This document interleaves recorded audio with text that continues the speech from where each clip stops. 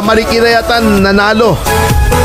Marikina? Oo, natalo si Teacher Estela eh. Di si Sino nanalo doon? Si ano? Yung babae ba ang nanalo? Yung asawa. Yung asawa ni Marcy. Opo. Si Marcy ba nanalo ng Congress? O panalo, mag-asawa? Ayun. Hindi, maayos yung mga yun. Kilala ko yung mga yun. Opo. Matitino, God-fearing yun eh. Opo. Maka-Diyos yung mga yun. Muntik na. Ipapatanggal pa naman ni Ma'am Estela yung mga INC doon. Alin? Sa Marikina. Ayun ang nangyari sa kanya. Pagigiba daw niya yun. Etong kay Kadan, nangangahulugan lamang na nakikita mo yung puwersa ng Iglesia ni Cristo. Opo. Kasi sabi ni Secretary Larry Gadon sa kanyang mga analysis, wala daw pagkukunan ng boto si Dan Marcoleta eh. Totoo yun. Di mali. Di ba? Nagkamali. Nagkamali siya ng analysis niya. Hindi na siya pwedeng mag-analyze. Oo. Naging analysis na lang. Okay. Uy? Ano nangyari? Uy? Ano nangyari? Anyway, speaking of puwet, si Dan Fernandez, pangatlo. Si Dan Fer. Nanalo siya sa kanila. Talo! Talo. Pangatlo. Ano bang Kung posisyon? tatlong gobernador, panalo siya. Isa lang. Talo. Oo nga naman. Hindi naman parang konsel yan, di ba? Pag ang konsel, 6 sa first. Yan ang mga notable na natalo, si Dan Fernandez. Hindi niya na-google na matatalo siya. Kaya pala sinagad niya na. Sinagad niya na yung trabaho niya nung last time. Ay, ganun ba yun? Para at least masyado siyang exposed. Oo, exposed. Hindi naman nakatulong sa kanya. Alam mo, baka nag-backfire pa sa kanya yun eh, na masyadong maangas siya. Di ba? Congratulations kay Maring Sol Aragones. Wow! Siya nanalo sa Laguna. Di ba? Tama. Yan. Sino pa bang mga nanalo? Sino pa bang mga kilala mo? Natalo ha? Si Caloocan. Wala namang kaduda-duda yun eh. Alam mo kung sinabi mo sa akin ngayon na nanalo si Trillanes doon at takihin ako sa puso rito, todas ako. Hindi, siyempre senator yung kalaban eh, di ba? Kahit na. Congratulations. Ayan. Senador nga eh, King Koy naman. Hindi, may mga ito. May mga nananalong senador na hindi kailanman nananalo sa local. Di ba pinag-usapan natin yan? Noong isang episode natin. Yes. Oo. Katulad ni Bong Revilla, nananalong senador yan, hindi nanalong sa lokal. Yeah. Nanalo, Vice Governor. Bago Governor, natalo. Yan si Ping Lacson, palabanin mo sa Cavite yan, di mananalo yan. Hindi siya kilala. Totoo. Si Coco Pimentel, talo, congressman. Talo? Oo, talo. Di ba? Talo si Coco Pimentel. Si Abby Binay, talo, no? Ay, hindi. Oo. Talo si senador. Nanalo si Nancy. Opo. Natalo niya yung asawa ni Nancy Binay. Ni Abby Binay. Si Campos. Opo.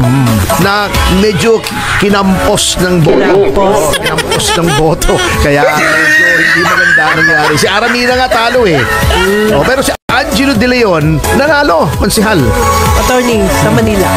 Sa Manila, runaway winner si Mayor Isko Moreno. Balik siya. Ayun, balik siya. Natalo niya si the incumbent, si Hani Lacuna at si Sam Versosa. Opo, yan. Tanggapin na natin yan. Saan ba ba? Sa San Juan pa, sino nanalo? Ay, wala pa. Wala ba? Mamaya tingnan natin yan. Pero anyway, mga kababayan, ang panawagan lamang namin dito ay tapos na po ang eleksyon. Dapat sa atin ang politika ay isang araw. O dapat tapos na. Tapos na. Wala na tayong pag-aawayan dito. Let's forge together as one. Wala na sana. Oo, sana. Kiusap din ako dun sa mga congressman, senador, kung sino man yung mga kaaway ninyo. Tigilan nyo na yan. Magtrabaho na po kayo kasi ang dami nyo na rin tinapong pera. Ayan. Fresh start. Yes. Speaking of tinapong pera, siguro under the new Constitution, hindi Constitution natin yung Constitution, ibig sabihin yung ano bang Constitution sa Tagalog? Constitution? Hindi. Sila yun eh. Ibig sabihin yung membership, yung people who constitute the Senate, ay matapos na yung bagong Senate building, nakatiwangwang dun sa BGC. Minsan nadadaanan ko, nanghihinayin ako, napakagandang building, nakita ko yung architecture sa labas, ang ganda. Dalawa siya, di ba? Bago, ewan ko kung gawa na yung tulay, hindi ko masyadong makita, medyo madilim nung dumaan ako. Walang ilaw eh. Yes. Pero mukhang walang gumagawa eh. Hindi, may gagamitin na yan. Hindi pa tapos. Paano mo gagamitin yun? Hindi, wala pang finishing yun. Wala pa ba? Oo, hindi pa. Malayo pa yung building na yun. At saka mukhang walang gumagawa. May nakikita ka bang gumagawa, Wenner? Wala, no? Mukhang kinapos sa budget eh. Mukhang hindi pa ako nakakapunta. Hindi kasi ang problema, tumaas yata ng tumaas yung cost. Sabi Ayun. nila noon, 9 billion, naging 10 billion. Tumaas ang tumaas. Alam mo naman sa ang daming pondo na i-divert sa AKAP Ayun na. right after natanggal si Pangulong Marcos Sr. sa pwesto. 5 lang. Nako. Yung under the 86 Constitution. Ang natatandaan ko, naging senador, si Juan Ponce Enrile yata. Yan. Hanggang ngayon, boy pa yan. Noong senador na yan, nung panahon pa ng Roman Empire eh. Naabutan pa niya si Julius Caesar eh. Grabe. Matagal na senador talaga yan. Sa Roman Senate pa yan. Di ba? Malolos Republic, kasama na yan. Lahat, ang dami. Di ba? Noong siya pa nga yung gumawa ng diary nung digmaan ni Magellan sa kanila Lapu-Lapu. Nag-notes pa siya ron. Drawing pa niya. Wala pa kasing cellphone noon na may camera eh. Drawing pa niya yung labanan. Na mabigat. Si Siga. Siga. Anong first name is Siga?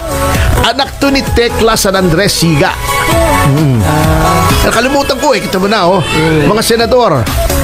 Sino pa ba? Si Erap naging senador. Kaya lang, kilala natin si Erap dahil naging presidente siya. Hanggat buhay, kilala yan. Merong saging na saba, paborito ni Laila de Lima. Sinabi naman may nag-testify. Hindi tayo nagbibiro, di ba? Nag-testify yung isang driver nila. Pagka nag-out of town daw si De Lima at saka si Dayan. Bumibili sila sa gas station ng saging na saba. Bago yung si Ronnie Dayan, sinusubo niya yung saging na saba niya kay Laila de Lima. Di ba doon tayo nagkakilala? Pati ba naman yung subuan na yun na to? Nasa hearing yun. Di ba? Kaya noon, nung umattend ako. Doon ako nakilala. Binigyan ko na saging na saba. Opo, sa saging. Attorney anyway. Sige. Pwede na ba? Okay na ako. Eto, napakarami Sige, nating mga YouTubers ngayon. Isang Okay, sabi ni Cathy Morcillos, ang tawa daw niya. Sabi ni Bixby, tama daw yung survey sa Laguna. Taga Laguna siguro tong si Bixby. Lagi daw namang poor third si Dan Fernandez. Pero hindi niya na-google yun Sabi ni Lenny 78 Trillanes, talo, haha, huwag nyo naman ganyan. Kawawa naman, ibig sabihin, nasasaktan na nga yung mga tao. Opo. Sana lang wag siya makaisip ng masama. Hindi, I don't think si Trillanes naman makakaisip ng masama. Masama ang isip niya, pero hindi yan mag-isip ng masama. Ayun. Ano lang kaking yan, pero wala akong alam na ginawang violence naman yan. Pwera lang yung naghamunan sila ng suntukan ni Alan Peter doon sa Senado. Di ba? Punta sila magsuntukan doon. Dalawa yun bago si Kwan. Sino ba yun? Yung kalaban ni Zubiri. Sino ba yung muntik na sila magsuntukan? Nakalimutan ko kung sino I-flash mo nga rito. Sabi ni Mimi, si Pimentel, talo din. Sabi ni Watari, the Wonder Boy, talo si Abby. Ayan. Sabi ni Happy Day Ukay, di na Google ni Fernandez na matatalo siya lang yakan. Uy, matalo pala si Abante. Opo. Nauna ko narinig Sinong nakatalo? Yung nanalo, siyempre. Ayan. Sabi ni Ayan Russell Adler, sabi ng Pabibo ka Boy Dila, panalo, attorney. Sino si Boy Dila? Boy Dila? Sino ba si Boy Dila? Di ba si Abante yun, yung lumabas ng Dila? Sino ba si Boy Dila? Sino ba si Boy Dila? Hindi. Talo si Trillanes. That was never in doubt, sabi ni Linda Vitaliano. Good morning daw naman, sabi ni Apolinario Placido. Sabi ni The Apricot, ang natalo mga congressmen, maraming pera nila, talo man, sarap buhay. Hindi natin alam yan. Pero okay lang. Okay lang. Sabi niya, pati Chihuahua natalo rin ba? Si Joel Chua, nanalo ba si Joel Chua? Talo? Di Talaga? ba? Sigurado ka? Hindi ko pa nakikita eh. Mamaya titingnan natin. Partial dun sa- kasi yung kaninang nakita ko. Alicia Babe, Orange Win. Yan, Tess Dedoro, congratulations sa pamilya Duterte. Ipaglaban ng, nanalo lahat sila eh. Oo Diba? nga, grabe, no? Blessing. Ted talaga. Rubio, good morning daw.